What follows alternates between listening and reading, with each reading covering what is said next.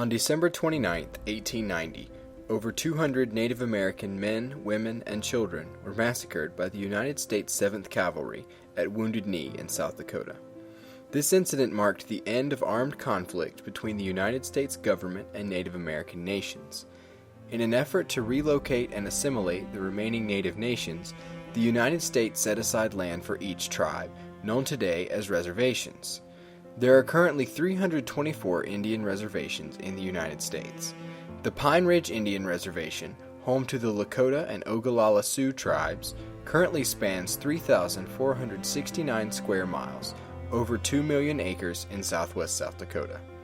Vast and sparsely populated, the natives currently live in adverse conditions, facing a nearly 90% unemployment rate and widespread poverty. But it is here, only 10 miles from Wounded Knee, where Ken and Sherry Trivette felt God's call in early 2012. Ken went to a reservation in Mescalera, Apache Reservation in New Mexico, and he came back and he was never the same. I remember our son saying, "All Daddy talks about is those Indians, Mama." And he really did. He couldn't get them out of his heart. And when we first came to Pine RIdge, God captured us in a mighty way. And it was just hard to leave every time we came and to a tent meeting here and met so many precious people and saw people saved. And so that's why we ended up here. After holding some initial tent meetings on the reservation, Ken and Sherry sold their home in Chattanooga, Tennessee, packed their things into a trailer, and moved to Pine RIdge on May 17, 2012. After acquiring the use of a small building at the Gordon Junction just east of the town of Pine RIdge, Ken and Sherry founded the Pine Ridge Baptist Church and began regular church services in late June of 2012. On June 28, 2015, they will celebrate their third year of ministry on the reservation. A somewhat different scene now.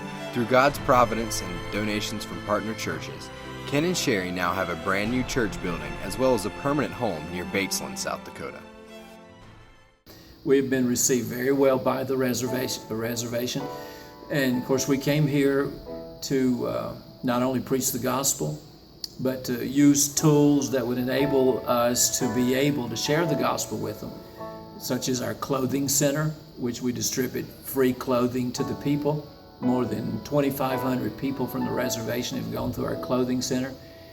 We deliver food into the homes. We're delivering over a ton of food every month into homes. This is we personally carry into the homes. These are the ways, things that we do to be accepted by the people. And because it's like the old saying goes, nobody will care what you believe until they believe that you care. And so we've won them, and in winning them, then they'll listen to what we've got to say. Though Ken and Sherry's ministry has been well received by the Sioux, the needs of the people are evidenced every day. The needs are many, because this is Shannon County, which formerly was Shannon County, now it's Ogallala, Dakota County, and it's the poorest county in the United States. So you have a lot of needs here, but of course the greatest need they have is the gospel of the Lord Jesus. But there's a lot of needs here. They're a hopeless, helpless people. And their greatest need is the Lord Jesus. There's many social needs. Food and clothing is a major need. Propane in the winter, they run out of propane, have no heat. Many do not have running water. It is the poorest people in the United States of America. The national stats will tell you, but I can tell you firsthand that they are. With so many needs to minister to, and only the two of them at the church, Ken and Sherry's days are often long and difficult, especially on Sundays. Well, it starts early. We prepare a meal for them every Sunday. We feed them, and we do that because they're hungry. But Sherry will be in the kitchen on an average at 3:30 on Sunday morning. We're able to offer them a clean building and a good meal, hot meal, which many of them may not have eaten very much in 2 days. Especially the children, if school's going on, they'll have a meal, and sometimes in the summer they can go to their local school if they can get there and have a meal. But between Friday and Sunday, they may not have had anything or very little to eat. So we offer them a hot meal, and Jesus fed the hungry. And that's what we're doing. And when they come, then they hear the Word of God. I'm getting started around 6 o'clock, and we pull out on the buses and the vans, and we'll make our 150-mile round trip. We'll get them here by 10:30 so they have a breakfast snack, and then we'll have service, and then we'll have lunch. We'll get them home, come back, clean up the building, and so we're getting through about 5:30 on Sunday. So it starts about 6 to 5:30 on Sunday for one service. Over the past few years, Moons Chapel has supported Ken and Sherry's efforts through its annual budget, VBS offerings, and by sending many donations to the reservation. Last year, however, the opportunity arose for Moons Chapel to make a bigger impact on the Pine Ridge Baptist Church. This summer, our mission team of 12 set out to join Ken and Sherry in South Dakota for a week. 9 of us flew, but the decorations had to get there somehow, which left the other 3 facing a 1,600-mile journey in the church van. The drive out there, it's one of those things where, you hear about 26 hours and JJ's kind of plotting it on the map, and we're like, okay, 26 hours. We've always talked about doing a road trip, and boy, was it. We started off, the trip out there. It was a lot of excitement going, seeing new places, basically seeing God's canvas of where He took basically a paintbrush and just made it all happen. The rolling hills, the wildlife, the big cities going through there. It was a good experience. A long drive, very tiresome, but it was well worth the drive out there instead of flying. We got into Gordon about it was about 1:30, 2 o'clock our time, which would have been about 4 o'clock back home, and very quickly crashed. I don't remember much about hitting that bed other than getting up to come get everybody at the airport. On June 6th, the rest of the team flew from Greensboro, North Carolina to Rapid City, South Dakota, and upon landing were reunited with the church van and its crew. Still 2 hours from our destination, we headed through the Badlands to the reservation and then on to the Western Sands Motel in Gordon, Nebraska. The next morning, our team headed to the church bright and early to assist Ken and Sherry with their Sunday routine. Preparing breakfast and lunch. It was massive to prepare for that many people. I can't imagine one person doing it week after week. But there's certain criteria of food, how she gives it out, how much they're allowed to get. She was very adamant about not overdoing, but giving them enough to fill them up so when they go into preaching, they'll have a full belly and be able to stand there and concentrate on what the pastor was telling them. It was a little bit different with the kids and stuff being in the worship service the whole time, and they were just kind of wowed, and one little girl asked me why my hair was cut that way, and then about my watch, and that was kind of different. But people were very attentive to the Word and very receptive to the Word, and seemingly very hungry for the Word. We knew that we had heard Miss Sherry say that she worked with the kids singing. And then they said, okay, come on up, Pine Ridge Choir. And all the adults, not everyone, but almost all the adults came up. And then they started singing Amazing Grace, Our Change of All. And we all just, it was wonderful. It was so worshipful. Miss Sherry was singing with them, and Mr. Ken stood in front of them. And it was just, you could feel the Spirit. And then we found out there was no other choir, or this was the very first choir that had been established, or a reservation choir. And we were just thrilled. It was a blessing. After the service was over with, at invitation time, there was so many of them would come up and talk with and get like Dwayne or some of us to pray with them, and they were so eager to hear the word and hear and ask for help with prayer from us, people that they had just met, and to know that the need is so great out there, and you know that Ken and Sherry is doing something that is so worthwhile and so needed. So, but lunch, she had it all prepared actually that day when we got there. on Sunday, we just give it to the people. They were very excited and very grateful. You asked them if they wanted something. If they didn't want it, they would tell you. They were not wasteful. They did not want to be wasteful. But I can't imagine preparing food for 120 people every week and not having really a lot. And a lot of them after that would come and say, can we take some home to so-and-so? And she would say, oh, yes, by all means, you can take it home. And she would get them a container, fill it up with a meal, and send it home to their mom, dad, brothers, aunts, uncles, whoever that hadn't eaten. Once lunch was finished, work began on transforming the church for the first night of VBS. Using decorations from the previous year's VBS at Moon's Chapel, we spent Sunday afternoon covering the hallways and sanctuary with posters and many colorful items. All that remained was to wait for the arrival of the kids on Monday night. It was fun because in the midst of us decorating, they said, well, there's never been anybody else, another church or group or anybody to decorate. So we were just waiting for the response for the kids. But it was fun to reminisce about what we had done here with our kids. But then it was fun because we just had this huge amount of space that we could decorate with, and we had fun just hanging stuff everywhere. And then when they came in that first night, they were just in shock. They were just looking around and couldn't get them to sing a lick. That was okay because we knew that they were in shock and they were just loving it. The kids were precious. I loved hanging out with them. They were so excited to be there. And that's like a breath of fresh air because this is something new for them, and they just had wide eyes when they came to the sanctuary, and they were almost quiet because they were so shocked at everything and all the decorations and stuff. But I think they learned a lot and they had fun, and they were just singing to the top of their lungs and having a good time. Like on Sundays, many of the children lacked transportation to the church.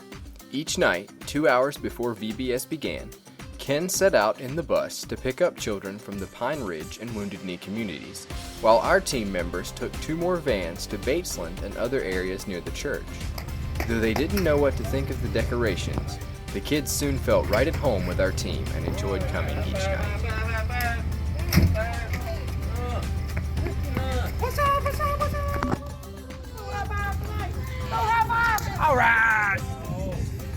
No high fives tonight? All right! Woo-hoo! Oh, the finger. Oh. What's up, man? What's up?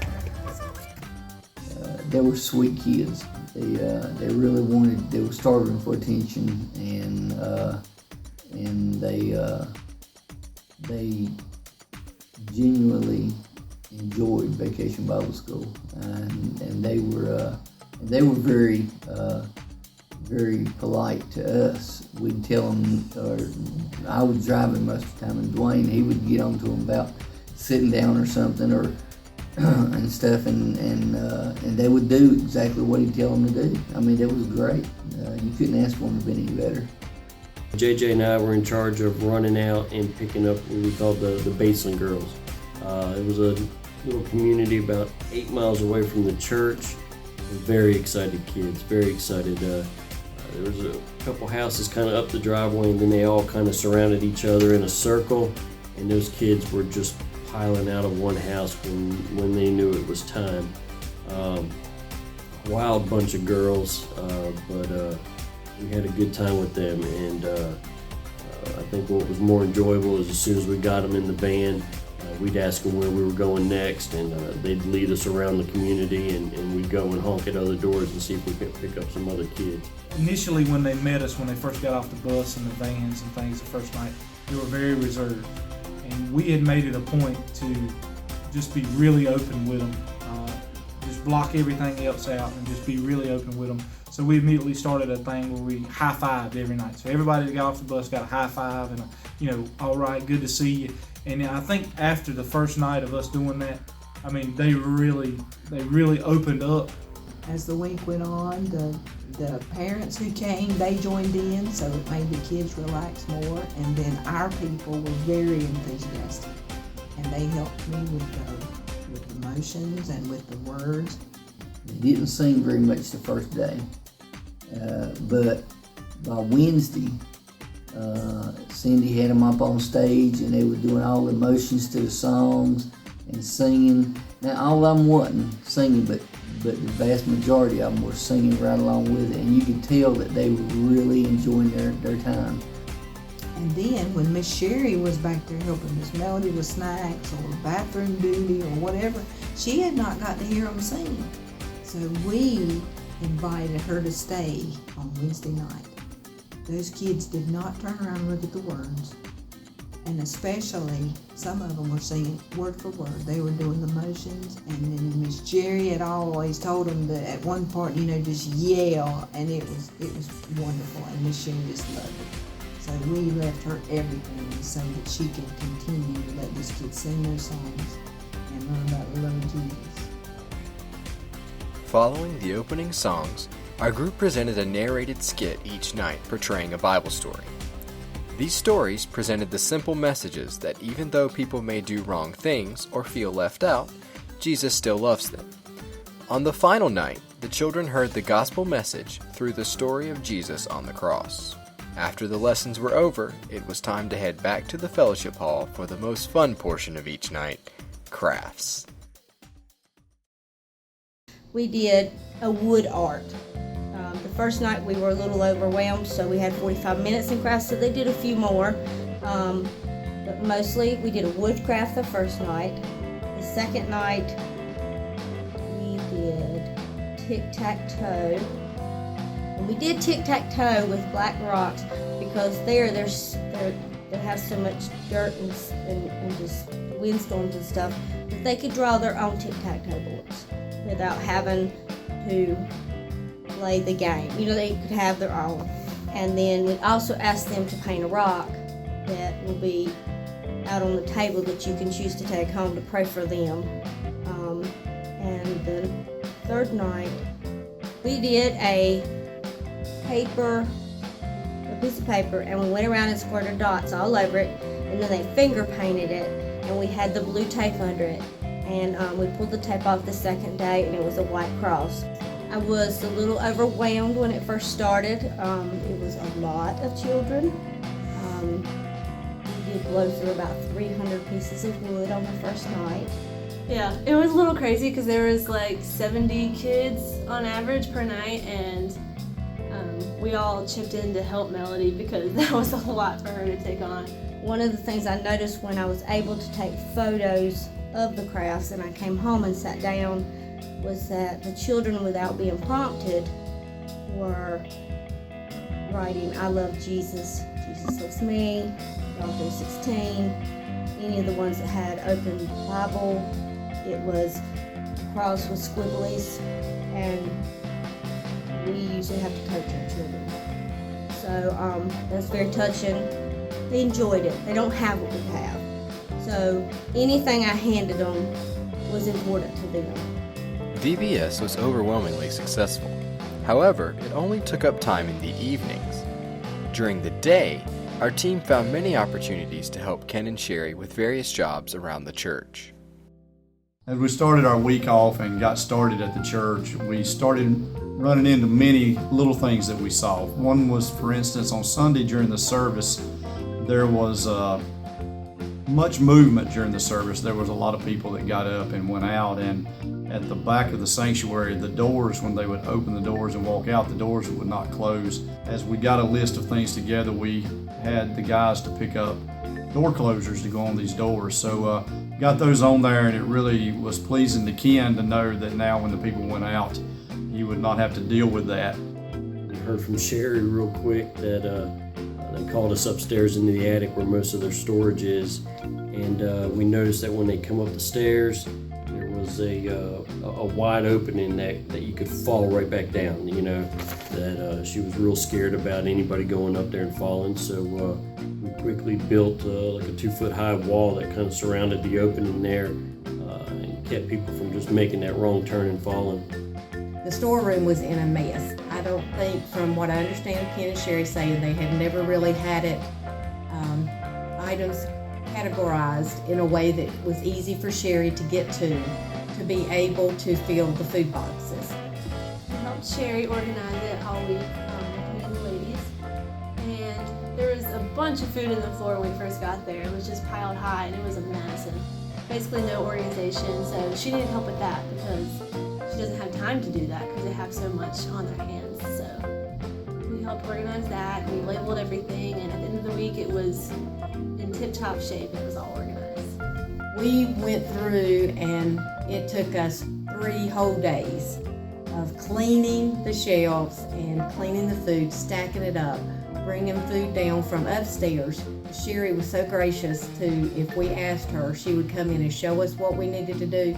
If we had an idea of what we thought might work better, that worked with her. To be able to say, yes, I think that will work, let's try that. And she was just so gracious to come in there and help us. And she would say, she said to Ken when she showed him the pantry box, the whole pantry, she said, look Ken, it's the way you've always thought it would be.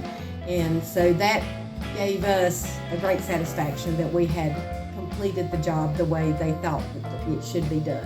One of the things that Sherry needed really badly and talked about when we got there, in the back of the food pantry room, it was very dark. It was shadowed because of how the shelving was put in. And I was able to install 2 new light fixtures in the back of the food pantry.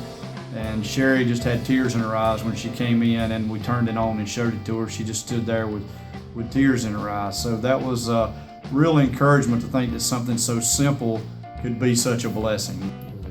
At the same time that she was excited about that and happy about that, she talked about her inability to walk up the steps, carrying things because there wasn't any handrail. Right away we jumped on that. It was a simple project. We basically had her walk up the steps with her hand there, and we kind of measured as she went up and installed the handrail there. So again, to me, the inside the church projects were the simple little projects that I think probably meant the most, One of the big things that we did was paint Ken and Sherry's house, and that was a big step. It took us a couple of days we worked on this. It was hot. It was hot, about 90-some degrees. They had me cutting, is what I think they call it, trimming around the windows and stuff, and then believe it or not, Pastor Scott got it there with a roller, and he did the best he could.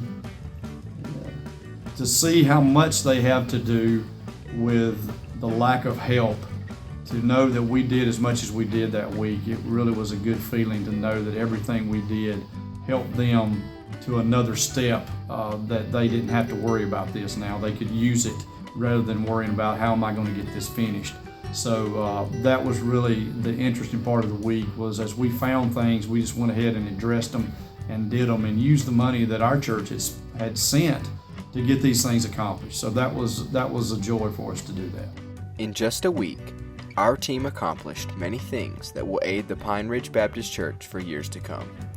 With the funds donated by Moon's Chapel, our team was also able to finish installing baseboards in the sanctuary, make small improvements in the bathrooms, purchase a heater for the baptistry, and provide the funds for much-needed gravel in the church driveway. While our team made an impact on the church's ministry, Ken and Sherry and the people of Pine Ridge made a huge impact on the lives of our team as well. Our purpose is to share the love of God there with the Indians, the very least of these. That's what Jesus said, and we really don't realize how good we have it till you go there. And we joke about living in poverty, and in the country we live in neither. And those folks live in poverty, and certainly far more in the country than we do. Every person you see here on Sunday is a story, and some of them come out of very traditional backgrounds. Some of them, this was the first time they'd ever been to church when they started coming here, and but every one of them is a story of how God has changed lives. Larry Ringenchill is 75 years old. The men helped us move him on Monday. He came to a tent meeting and was saved in our tent meeting, our revival meeting, and he hasn't missed a service in 2 years. And he just talks about the Lord, and he's not ashamed of the Lord. It's just story after story we could give with things like that. The main thing that Sherry told me while we were working in the pantry several times, and she'd come in and out, She said, all I look at it, Jerry, is that when y'all are back home, just remember we're your hands here, and we can help these people by you helping us at home. And, you know, that's what Mel said stuck with us. Watching her pray, she wholeheartedly believes whatever she tells God is going to happen. And I just think that's a rarity, to know that she believes when she tells God she's hungry, or when we told her we got a basketball goal, that she said, this is an answered prayer that the children can see that I've been praying for. And they'll believe that God answered my prayer. Where we just take for granted that when it shows up, God blessed us. But she is just, her faith is unfailing. Oh my, I cannot tell you. I told them all week that you're people that I felt like I had fell asleep and had this wonderful dream. That all the things I had been praying about, all the needs that I had concerning this buildings and even my home, that God had answered those prayers. The most important thing is to pray for us. That is essential. And because we couldn't do the work of God and be here if it were not for people praying for us. And that's the most vital thing. Of course, the financial support is essential. We couldn't be here if it wasn't for those who give to make it possible. But our greatest need is to be lifted up in prayer on a daily basis. After being there, seeing the heart that Ken and Sherry have for what they're doing, seeing the direction and the motivation of what they're doing with the funds that come in, such as 40-pound boxes of food being carried out to local homes each week, seeing them going out spending money on gas and fuel for buses and vans to bring people in, you can be assured they're not just taking what's been given to them and living it up and putting it on themselves. I've seen actually they're living where they're living and what they're doing, that you can be assured to support this ministry. The money and the things you would send are reaching the people, as well as funding the furtherance of the gospel message. It's not just about meeting their physical and their monetary needs, but it's about meeting their spiritual needs as well. And the money's being well spent. It's well directed. It's not being thrown to the wind, so to speak. You can be assured that it's going to meet the needs of these people that is sent to. Going forward, I hope that we can make this an annual trip. I hope that we can go back and each year and do Bible school there again for them, and hopefully, but as time goes on, there'll be less and less construction stuff to do. We can do more ministry things. But with the food drives and the giving out the clothes and working in there and being among the people there on the reservation, not having to do so much construction on the front end. But it was, I guess it was like Esther, at such a time as this, we needed to be there for that, this particular time. But I'm hopeful we can go back, because the kids were very receptive. And on Monday night, as you saw with the week, I was worried the kids were just wasn't receiving us. But on Tuesday night, as I sit there with literally just with tears in my eyes, watching the kids raise their hands and worship, we broke them off into groups, and it was just incredible to see what God had done. And the week went on, and in our hearts as much as theirs as well. I want to say thank you to Moons Chapel Baptist Church, and for all of you that came this week for our Vacation Bible School. Thank you, thank you, thank you. And this has been the most glorious Bible school we have ever had, bar none. The children would tell you that out of their mouths, and they are so excited and so pumped tonight. One little girl said, "Are they coming back next week?" And she was hoping they would still be here next week and do this again. So thank you for sending your people. You will never, ever know what a blessing it's been to us. Thank you so much. And then to everyone else at Moons Chapel, you've been a blessing to us for a number of years. And I want to thank all of you that made it possible for these that did come. And your giving, they couldn't be here without giving as well. And so I want to thank all of you, Moons Chapel. You've always been special to our heart. We love you guys in Siler City, and thank you for everything you've done for us. Socks you've sent, offerings you have sent. You are a part of everything that goes on here at Pine Ridge Baptist Church. And thank you for being a part of helping us reach these people for Christ.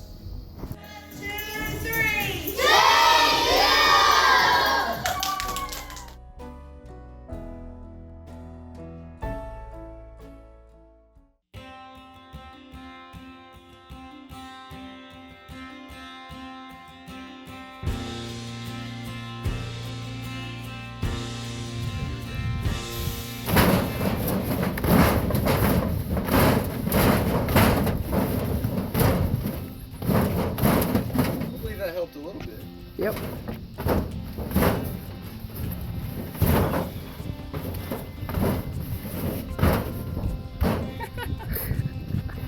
All right, we're good.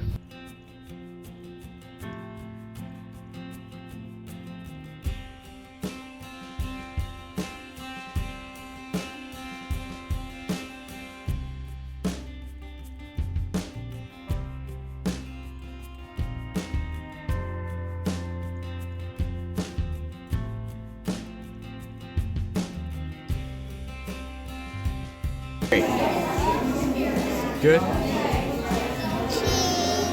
All right, I get you. Ready? I got it. Good job.